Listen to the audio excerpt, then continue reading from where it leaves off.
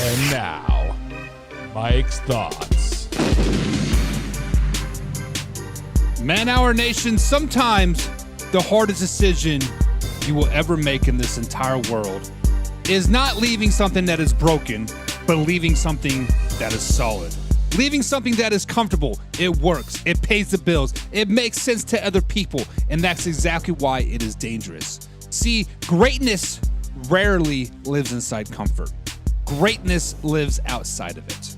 There comes a moment in every person's lives where the question isn't about, is this bad for me? The question is that all I'm capable of? And then there's that much scarier question. Because stepping away from a solid thing means risking judgment. It means risking failure. It means walking away from certainty into the unknown. But here's the truth that nobody likes to say out loud. Stay safe for too long slowly kills potential.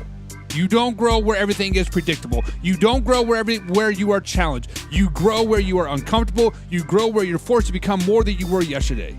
Sometimes the solid is a good job. Sometimes it's the routine. Sometimes it's a role perfect expects you to play. Sometimes it's a version of yourself that already been proven you could survive. But surviving isn't the goal. Becoming is. Greatness demands space. Space to fail, space to learn, space to stretch beyond what's familiar. And yes, stepping away is terrifying, but regret lasts a lot longer than fear. Fear says, what if it don't work? Regret says, what if I never tried?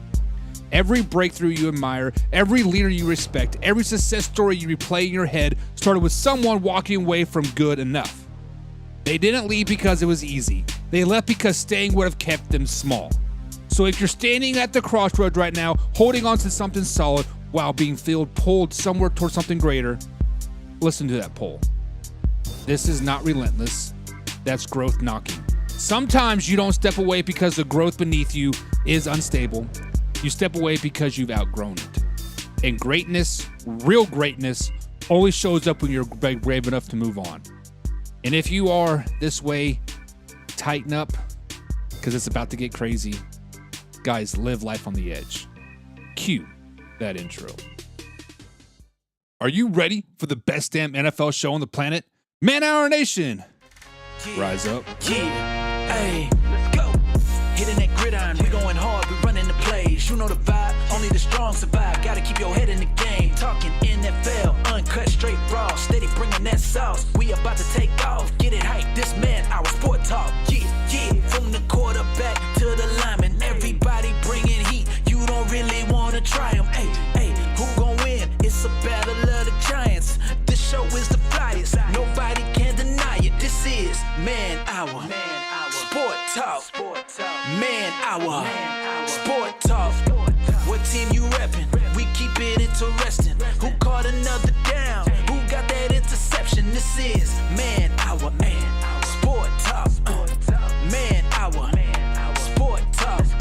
What team you reppin'? We keep it interesting. Who caught another down? Who got that interception? Let's go. What is up, Man Hour Nation? Guys, welcome to Man Hour NFL Talk, your go-to spot for live, raw, uncut NFL talk. I'm so glad you're rolling with us today. Guys, before jumping to today's action, head over to manhourradio.com. That is where you find exclusive merchandise, fresh of the blogs, and everything happening with the Man Hour show. So guys, if you're rocking the Man Hour, that's the spot to rep it.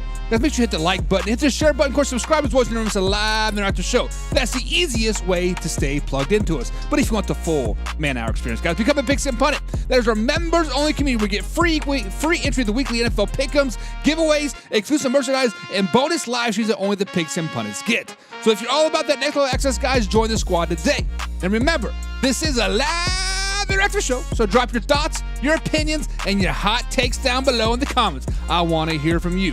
I want to hear from you, Mr. Jim freaking Powell, the CEO of the Pigskin Pundit. Jim says pay the price today so you can pay any price tomorrow. Facts, brother. Facts on facts on facts on facts. Jim is living the life that we just spoke about pre-show. Jim is living that life right now. Jim is, and I'm comfortable where I'm at, but you know what? The grass is green over there. The grass is green over there. Let me go over there. Let me water that grass, and let me feel uncomfortable now to feel comfortable next year. Jim, I admire everything that you are doing here. I think you've become a Pigskin Pundit, Jim. Pigskin pun. Get you some. Guys, be like Jim and hit that subscribe button down below. Hit the membership tab below if you're over here on Facebook, or on youtube.com/Man. Guys, we are live every Monday through Friday, 7 p.m. East Coast time. I am the host of today's show, guys, Buck, as they like to call me, Coach Buck, Michael Buckheischer, guys. And we were not here yesterday, so Mellow Mike and the boys got a chance to relax. I was trying to cool off the Houston Texans fans. I was trying to cool off the Chicago Bear fans. Man, the Chicago Bears fans are having my necks right now. But guys, push come to shove, guys, the Houston Texans are the real deal. And that's exactly where we're going to start today's show off, guys. The Houston Texans, guys, man, our nation, if you're watching Monday Night Football and still think defense does not win in January, you are not paying attention. Because the Houston Texans swarm defense didn't just beat the Steelers, they suffocated them. They broke them, and eventually they scored on them, not once, but twice.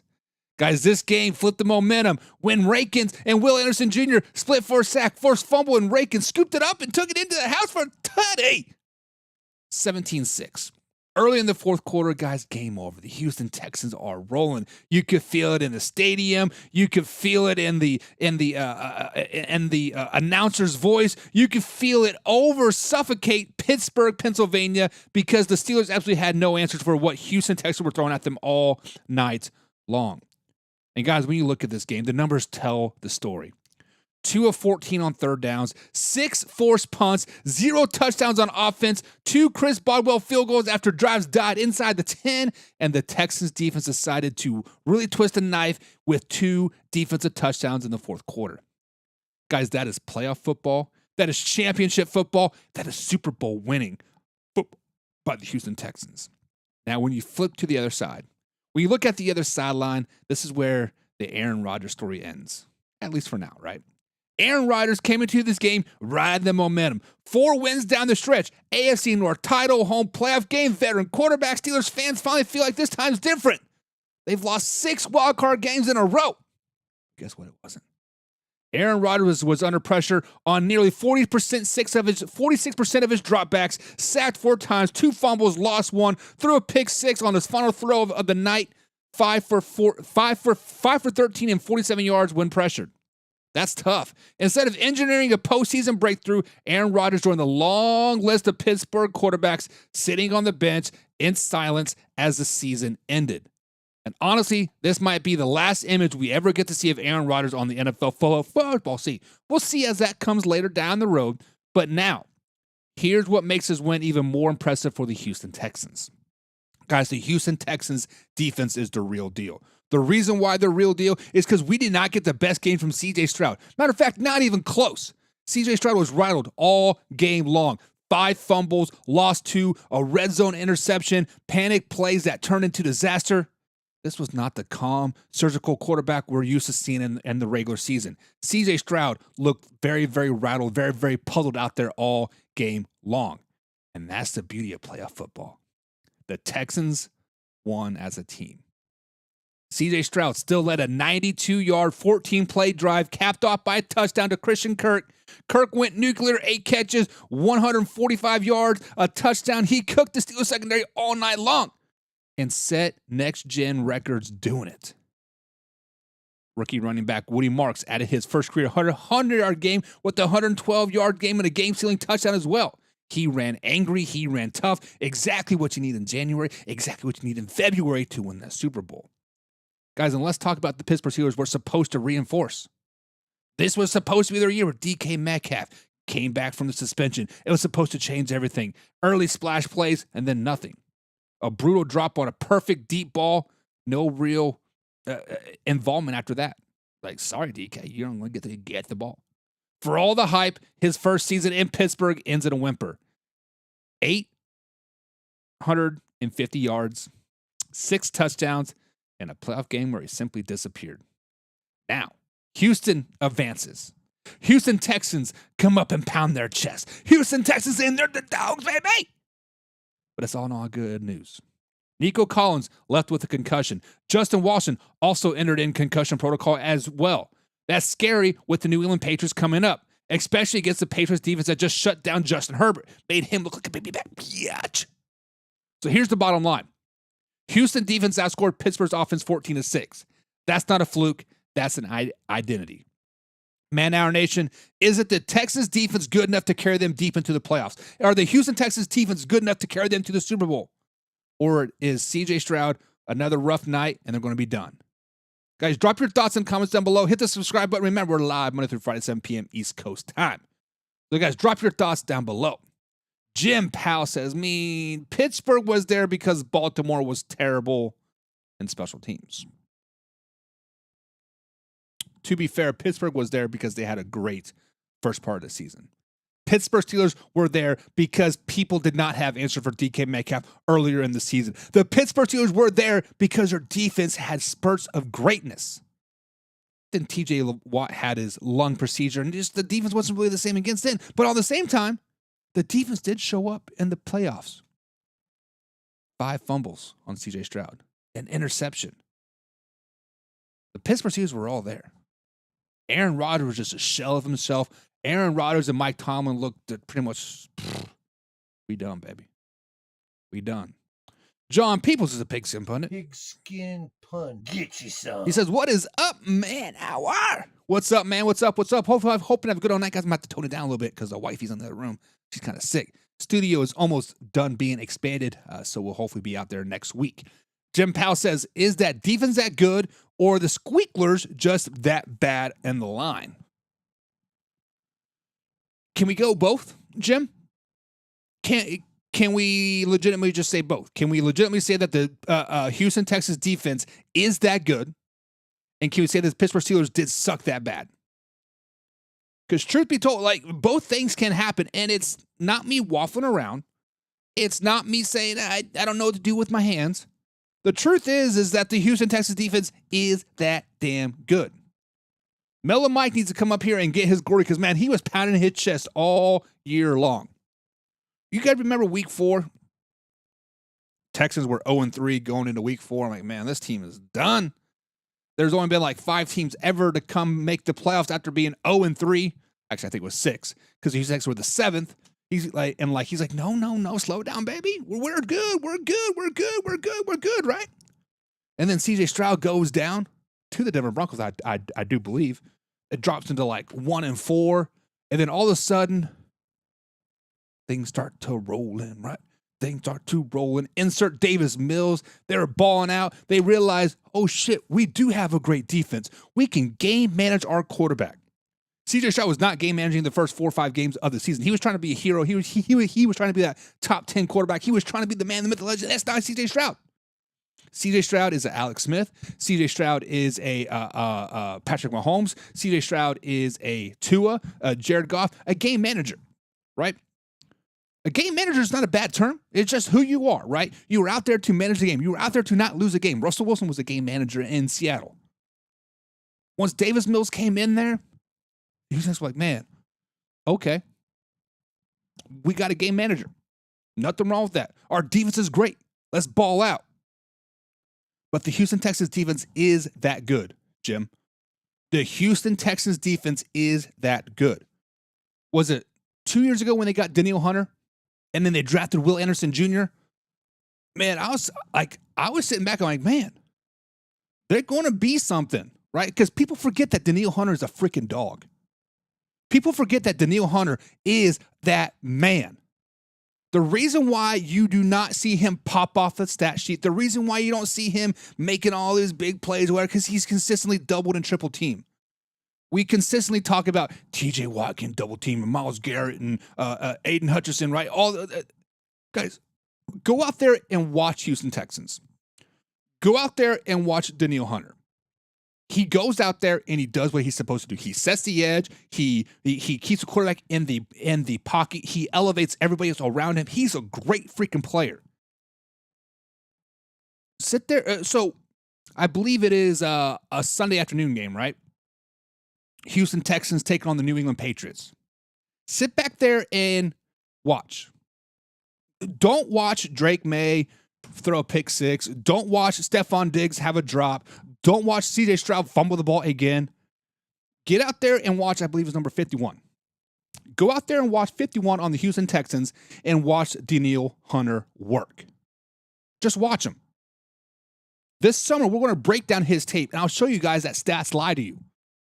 People don't run to his side. They don't roll to his side. Hell, when they see him coming here, they get the ball away quick because he's a game wrecker. That's what it is. Derek's in the chat. What's up? Derek says, what up, man? Hour? What's up, Derek? What's up? What's up? What's up? Brewing Prod says, yeah, Drake May is the MVP. We know. No, he's not. If you want a true MVP, a true most valuable player on a team, you have to look at Danielle Hunter, honestly. Danielle Hunter gets overlooked so much. Myles Garrett should be a front runner for the MVP. Where would the Browns be without his defense of play? Yes, I understand 23 sacks, whatever. They still had a losing season, whatever. Would they have won one game without him? Let's just be honest. The Houston Texans would not be in a divisional matchup playing the New England Patriots brewing product without Danielle Hunter. Danielle Hunter is that good. So we need a reshape of what we think of MVP, because right now the MVP in the NFL is broken. It is the quarterback on the best team with their best record, right? That's what it's basically been the last couple, 6-7 years. Josh Allen, Lamar Jackson, Patrick Mahomes. I'm not saying they're not valuable, but are they really the most valuable? Just think about it. Are they really the most valuable? Baltimore Ravens, when Lamar Jackson goes down, insert Snoop Huntley. The Baltimore Ravens are just as good, if not better, with Snoop Huntley in there. Drake May. Same team, new system. All of a sudden, he's the MVP, which stop with those MVP chants. Every time I watch a Patriots game, every time he makes a play, MVP. Stop it. It's annoying as all get out. I lost my mouse. That's why I'm on the floor. But it's just just stop it. It's so annoying. We don't hear that every time Josh Allen makes a deep throw pass. We don't hear that like every time Patrick Mahomes does it. Jared Goff, Matthew Stafford, because we know that they're that good. People don't need to know that. People don't need to know that. Jim says, so JJ was the bottleneck for Houston. As in JJ Watt? You're saying JJ Watt was the reason why Houston Texans were not very good? Is that what you're saying, or are you referring to another JJ? Help me out here, Jim. Put a last name on that JJ, because when you think of JJ for Houston, I'm thinking JJ Watt. So if I'm reading your thing right, you said, so JJ Watt was the bottleneck for the Houston Texans. So what you guys don't know what a bottleneck is think of like a beer, right? You have all this liquid down at the bottom. It comes up into a narrow thing, and if somebody is slow, the rest of the stuff cannot come down, right? So in the IT world, it happens all the time.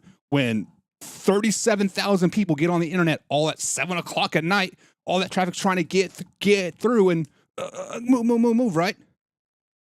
So if I'm reading what Jim is saying, which is JJ Watt, he's saying JJ Watt was the reason why the Houston Texans never went forward. Are you saying JJ Watt was never that good, Jim? Are you saying JJ Watt was overrated?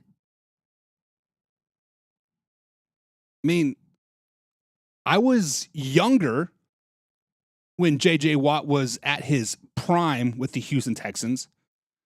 I remember him more as toward the back end of his career, but he was still pretty damn good. I mean, he was putting up the stats. Like I said, stats lie to you. So Jim is saying JJ Watt was the reason why the Houston Texans never could break through. That's tough. But much like JJ Watt, many people are saying that Mike Tomlin is the reason why the Pittsburgh Steelers can never break through. And Man Hour Nation, we have officially entered in the uncharted territory in Pittsburgh. For the first time in nearly 2 decades, guys, the Pittsburgh Steelers have moved on from Mike Tomlin. Now, he, quote, stepped down or whatever, but let's just be honest. It was a step down or you're getting fired. 19 seasons, zero losing seasons, 1 Lombardi. And now the man who defined the standard is the standard has walked away. And today we have finally heard from the ownership. Steelers president Art Rooney II made one thing crystal clear. There will be no rebuild in Pittsburgh. He straight up said it. I don't like that word. And honestly, that is what the most Steelers sentence have ever spoken. Rooney didn't dance around it. He didn't soften it. He said, why would we waste a year of your life not trying to contend? And that's not how this franchise operates.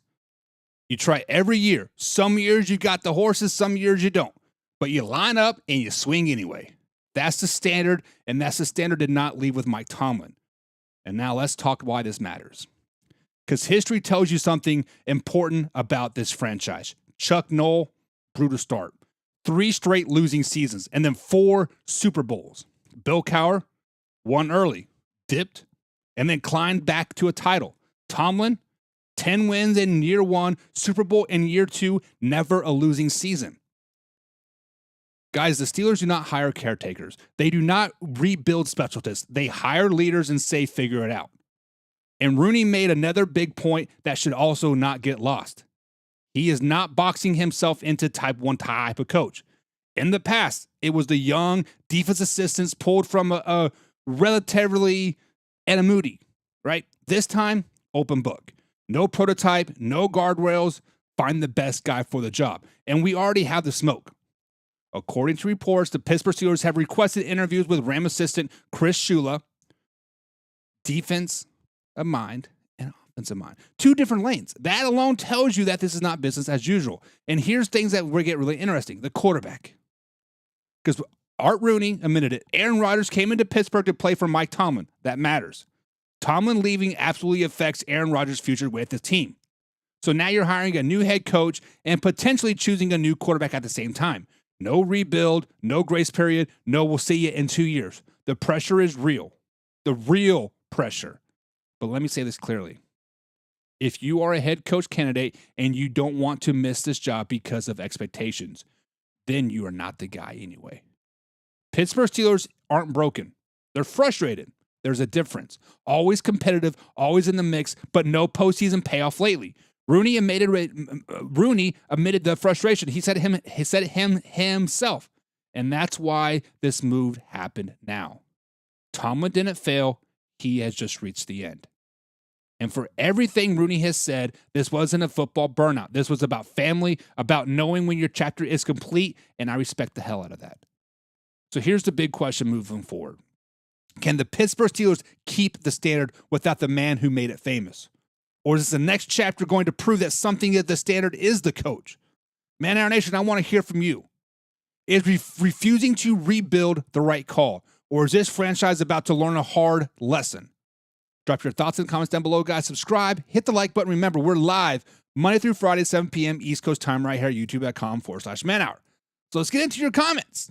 We got Laura Johnson-Hedrick in the chat. Pigskin pun. Get you some. What is up? What is up, Laura? Hope you're having a good old day. Jim says Tomlin was the bottleneck. I agree. I agree. I think Mike Tomlin was a big holding point, a part of this Pittsburgh Steelers team. That was a part of my opening rant. It was directed toward this subject right here. Because the Pittsburgh Steelers were comfortable for a very, very long time. Mike Tomlin was very, very comfortable for a very, very long time. Sometimes you got to get uncomfortable to be more comfortable yet again. This time with the winning culture. Get up there and be like the New England Patriots, Bruins prod. Get up there and be like your boys. 10, 11, 12 wins is the standard. Super Bowl is the standard, not just winning season. And honestly, that's what Mike Tomlin got accustomed to, was just being just good enough. Much like the Cincinnati Bengals with Marvin Lewis. They're happy just being just good enough. Derek says, damn, I can't believe that still happened. Derek, I'm going to cross my arms at you, look down my glasses, and be like, I told you so. I told you so. Guys, at the beginning of the year, I told you guys Mike Tomlin was going to be done at the end of the season. Win, lose, or draw, he was done. Doubled down on it about week 9. Tripled down on it just last week when I said every coach in the AFC North should be fired. Now, for some reason, Cincinnati Bengals are like, Zach Taylor's still our guy. By golly, he led us to a Super Bowl back in 2021 or whatever it was, but we're right there. every coach in the AFC North should have been fired. Every last 3 years, we have said the AFC North is the best division in football. Legitimately, every team can make the playoffs. Legitimately, every team can make a Super Bowl run. Legitimately, every team should be a Super Bowl favorite. Yet none of them really flewish to anything, right? The Baltimore Ravens made it to the divisional round simply because they got a first round bye. Cleveland Browns, 5 wins this season. Wasn't it 5 wins last season too? Cincinnati Bengals, Super Bowl. Slow down, baby. You guys suck. When week 1 power rankings came out, everybody had Baltimore Ravens in the top 2, 3, and 4. I was like, this team's flawed. I had them like at number 13. People chop my head off. Who's laughing now? Pittsburgh Steelers, 1 and done in the playoffs. It's just sometimes you gotta cut the weeds to see the grass, kill the or to see the snake, kill the snake, and then move on. That's exactly what's happening in Pittsburgh, in Cleveland, and in Baltimore. I'm not saying they're snakes, but you get what I'm trying to say. Jim says, I'm 53, and he's only the 3rd coach in my or anyone else's lifetime, which is crazy talk, right? Which is crazy thinking, right?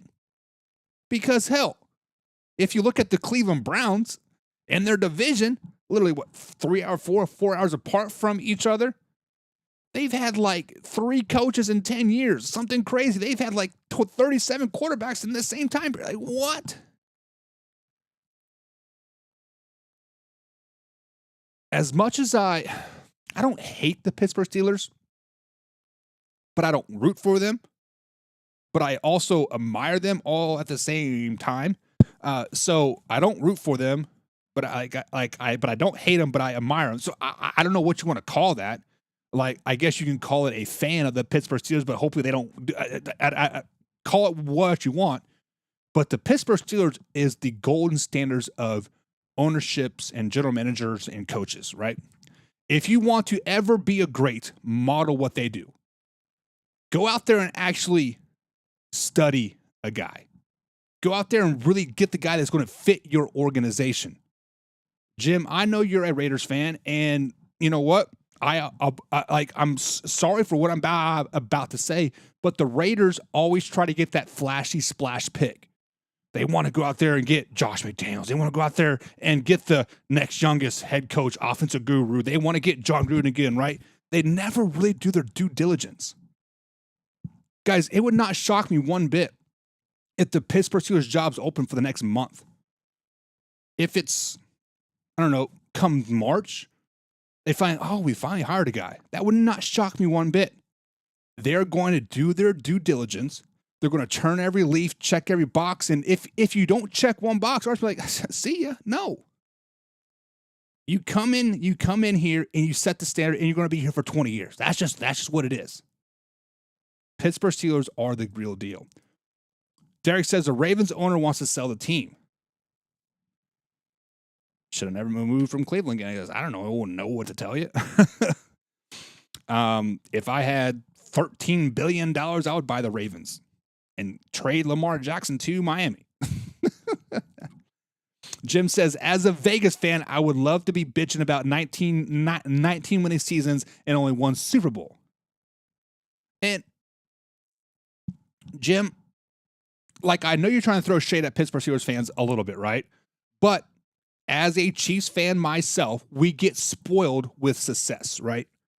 This is obviously was a down year for the Kansas City Chiefs. We've been pretty damn good since about 2013, 2014, whenever Alex Smith came to town, right? Was it 2012? No, I don't remember when Alex Smith came to town. But when Andy Reid come to town, got Alex Smith, we've had a lot of success, right? And the last 10 years for sure, we can maybe go back 15 years. Kansas City Chiefs, being a Kansas City Chiefs fan has been a lot of fun. A lot of winning seasons, a lot of playoff football, a lot of fun. So when you do have one down year like the Chiefs had this season, it sucks. We want change because we're used to success. Now, the Pittsburgh Steelers are used to mediocrity success, right? Now, they're used to winning the 8, 9, 10 games every season. But at some point, Jim, Would you rather take a step back, have a 5, 6, 7-win season so you can expedite next season and go to the Super Bowl? Because I want to be honest, watching the Super Bowl is a hell of a lot more fun when your team is in it. Now, I like watching the playoffs. I love watching football. I love watching the Super Bowl. I enjoy it. But damn it, the last 5 years have been so much fun. The Kansas City Chiefs in there. You're wearing your Chiefs jersey. I'm wearing my Chiefs ski mask, right? My family's saying, go Chiefs. Like, it is a lot of fun. Pittsburgh Steelers fans want to enjoy that. And Mike Tomlin was not going to get them there. You are correct. The bottleneck was there. Derek says, T coach to gangster to not win at all. Once again, Aaron coach couldn't get the bus pass.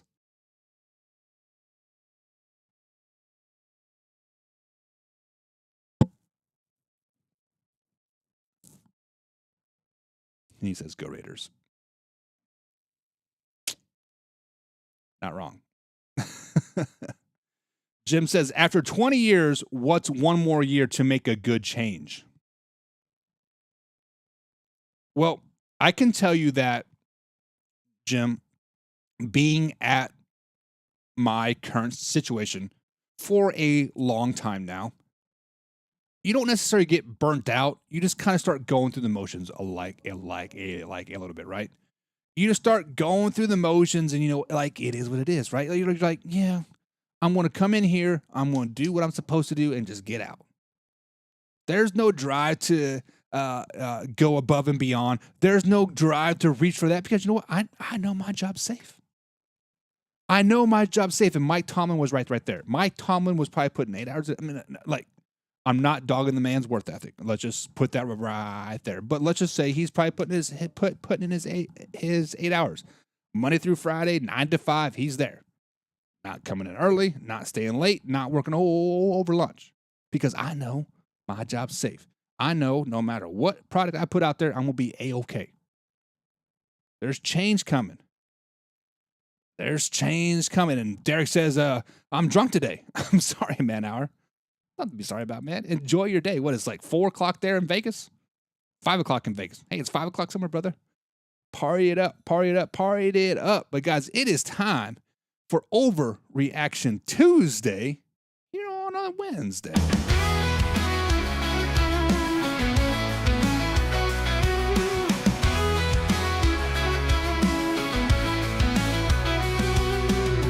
It's Tuesday morning, the coffee's hot. Hot takes flying like a last-minute shot. They say he's washed, they say he's gold. Every week's a legend or a story untold. He's the GOAT, no, he's a fraud. A single play, they applaud. Overreaction Tuesday. Big swing, small plays. One snap changes fate. Overreaction Tuesday. The crowd or the gate, no middle, just debate. What is up, Man Hour Nation, guys? Welcome to Overreaction Tuesday here on a Wednesday. For those of you that have not seen this segment before, guys, let me break down for you. Here's the deal. I'm going to throw out a hot take, a bold statement, a tense reaction to something going around the NFL world. And this up to decide if it's an overreaction or actually spot on. If we think it's an overreaction, guys, we're going to call it out. We're saying, whoa, slow down, baby. That's a little bit too much. We're going to need a dollar back buck. There's a little bit of a bit more perspective. But if you think it's actually legit, if you think it's you're going to agree that you're going to roll, then we're saying, you know what? That's not a Reaction Tuesday. That is a reality, and here's why. So, guys, let's throw out those big takes, and let's talk about the man, the myth, the legend, Nico Collins. Guys, here on the first Overreaction Tuesday, guys, it's an overreaction to say the Houston Texans cannot win without Nico Collins on Sunday. Chet, I want to hear from you early. Do the Texans survive without Nico Collins, yes or no? It's as simple as that. Drop your takes in the comments down below, and let's get into it. Guys, the Texans did exactly what they needed to do against the Pittsburgh Steelers on Monday. It wasn't pretty, it wasn't flashy, but they got the job done against a tough Pittsburgh Steelers defense. Mission accomplished. But in that win came a massive loss. Nico Collins was carted off in the third quarter with a concussion, his second concussion of the season, and now Houston is on a short week. Let's just be real. Multiple concussions in one season usually mean a longer stay in protocol. It's very hard to imagine Nico Collins is going to be available for Sunday. And this is where the conversation starts to matter. Because on paper, the Texans are deep at receiver. They got Xavier Hutchinson, Jaden Higgins, big bodies who can work the middle. Christian Kirk stepped up in a big way on Monday with the career-high 144 yards. Explosive plays when the offense desperately needed him. Jalen Noel as well can slide into that slot if Kirk needs to move to the outside. But here's the biggest point. The bar for the Houston offense is not sky high. Why? Because that defense is terrifying. The Texans defense outscored the Pittsburgh Steelers offense 14-6 all by itself. The unit can control games. That unit can win games. So the argument is simple. Houston doesn't need to light up the scoreboard to advance. The Texans offense already lives on the edge. They escape by more than they dominate. They rely on efficiency. They rely on Collins to tilt coverage and open up everything else. Without Nico Collins, defenses should change how they play Houston, especially man coverage everywhere. Expect Spaceys to creep down, expect teams to dare the Texans to beat them without their alpha receiver, and now you add in another layer. If the Patriots get Christian Gonzalez back from concussion protocol as well, this becomes even harder. No Nico Collins, a top-tier cornerback in man coverage, a Texan offense that already struggles to separate consistently. This is a dangerous recipe. Guys, if Houston wins without Nico Collins, it will not be because of their offense explodes. It'll be because their defense takes over yet again, forces turnovers, creates short fields, and maybe scores again. The upcoming game feels more like a legacy moment for the Texans defense, not just beating up on a limited Steelers offense, but proving they can carry this team deep into January. That is asking a lot, even for an elite unit. So guys, this is not an overreaction in my opinion. Saying that the Texans cannot win without Nico Collins is fair, but can they survive one game? Absolutely. Can they consistently win playoff games without him? Absolutely. This offense already walks with a tightrope. You take away the best weapon and the margin for error disappears. I get it. But the defense is that damn good. Guys, do you trust the Houston Texans defense to carry them without Nico Collins, or is this where the road ends? Drop your thoughts in the comments down below. Subscribe, hit the like button. Remember, we're live Monday through Friday, 7 p.m. East Coast time right at youtube.com/manhour. Now, this is a live, interactive show, so jump in the comments and drop your thoughts down below. I want to hear your opinions.